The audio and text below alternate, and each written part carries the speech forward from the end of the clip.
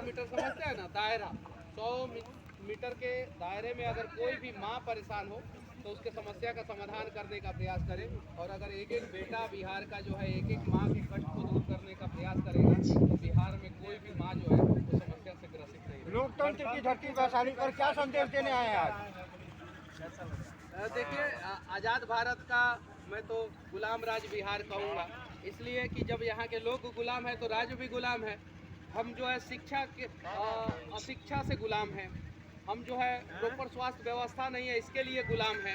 हमारे यहाँ इंफ्रास्ट्रक्चर नहीं है इसके लिए गुलाम है। रोजगार का व्यवस्था नहीं है इसके लिए गुलाम है। और इन सारे गुलामी की जंजीरों को तोड़ना है।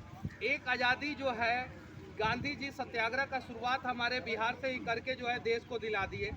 दूसरी आज़ादी जो है जयप्रकाश नारायण जी ने जो है हम लोगों को युवाओं को जगा के दिलाया था। और तीसरी आज़ादी की ज़रूरत जो है अब फिर पड़ी है और बिहार के युवाओं को जगने की ज़रूरत है। जैसा कि विवेकानंद जी ने कहा था कि उठो जागो और तब तक मत रुको जब तक लक्ष्य की प्राप्ति ना हो जाए। तो इसका मतलब उन्होंने ये नहीं कहा था कि सुबह 5 बजे उठ जाओ और दौड़ना शुरू कर दो। उन्होंने ये कहा था कि अगर आपके समाज में कोई भी कुरीति है, किसी भी प्रकार की कमियां है तो उसको दुरुस्त करने के लिए आप तब तक लड़ो जब तक वो समस्या का समाधान ना हो जाए। बिहार की स्थिति ऐसी हो गई है जैसे पलंग में दीमक लग जाता है। आप उस दीमक को सुधारने के लिए निकले हुए हैं, बिहार में एक नया अलग जगाने के लिए। देखिए, एगो के पाठक जी हैं, काम बढ़िया करते हैं, हमको पसंद है, लेकिन खाली टीचर लोगों को सस्पेंड करते हैं, ये हमको अच्छा नहीं लगता है।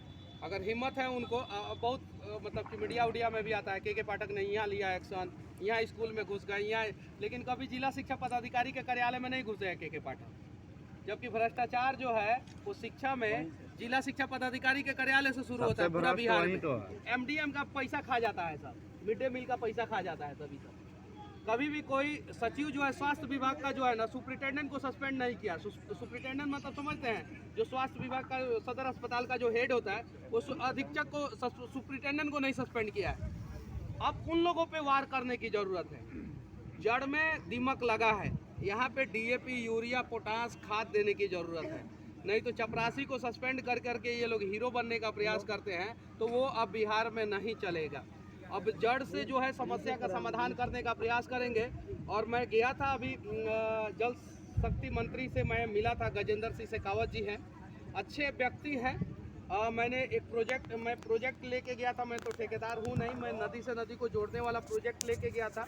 उन्होंने आश्वासन दिया है, अब कब तक जुड़ेगा। अटल बिहारी वाजपेयी का 4 बड़ा प्रोजेक्ट था, 4 बड़ा महत्वाकांक्षी योजना था जो अधूरा रह गया। एक पाकिस्तान से शांति का उम्मीद अधूरा रह गया, अयोध्या में राम मंदिर, धारा 370 और नदियों से नदियों को जोड़ना था। 60 नदी को उस समय जोड़ना था, जिसमें बूढ़ी गंडक, बागमती, कोसी, ये 4-5 नदियां जो है बिहार में था जिसको जोड़ना था।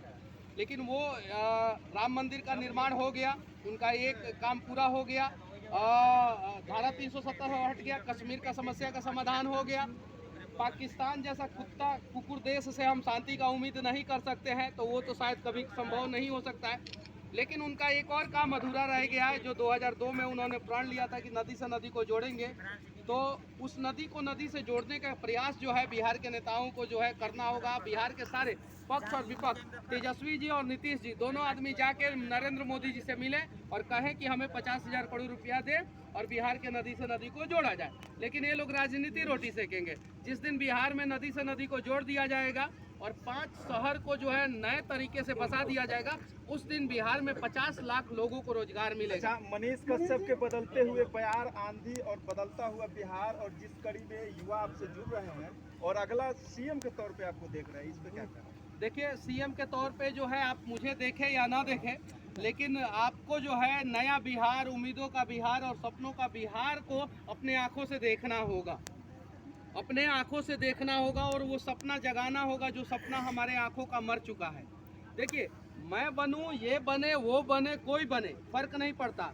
अगर बिहार के लोग नहीं जगेंगे तो हम लोग भी जाके वहाँ पे सो जाएंगे और अपना पेट भरना शुरू कर देंगे। और बिहार के लोग जग जाएंगे तो वहाँ पे नीतीश कुमार जी हो या कोई भी हो, वो काम करने के लिए मजबूर हो जाएगा। तो सबसे पहले हमें जगने की ज़रूरत है।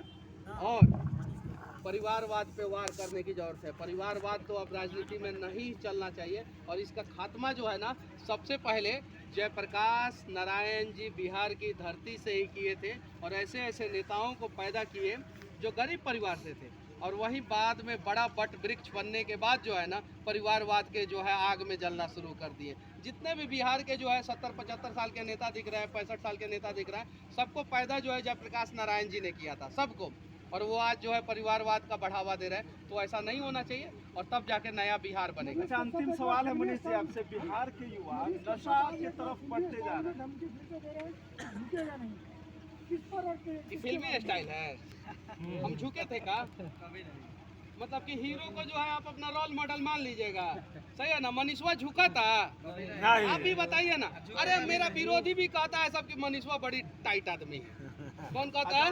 विरोधी भी कहता है। तो हम तो जेल में गए, मेरी माँ रो रही थी, मेरा भाई परेशान था, मेरे पिताजी का जो है वो बीपी जो है गिर के